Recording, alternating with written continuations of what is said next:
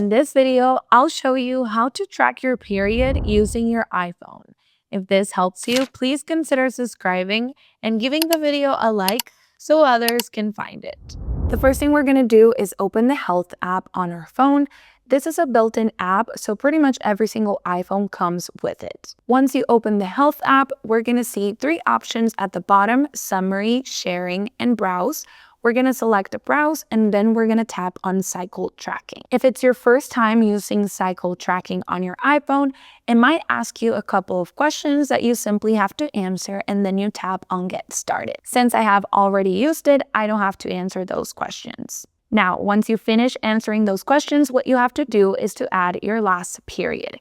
And to do that, we're going to tap on Add Period at the top right, and we're going to select the first day of our period and how long it lasted. Once you have done that, go ahead and tap on Done. As you can see at the top, you're going to see a small calendar.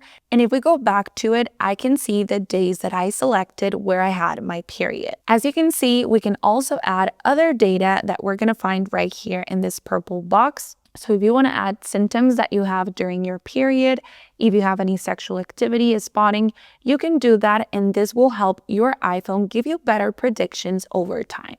If I want to add a symptom, I will simply select it. So let's say I had acne during these days. I'm just going to select the ones that are accurate, and then I'm going to tap on Done. And now I will see a small purple circle under the day that I selected, meaning that I added symptoms to it. Now, if we scroll down a little bit, under highlights is where we can see our fertile window and our upcoming period.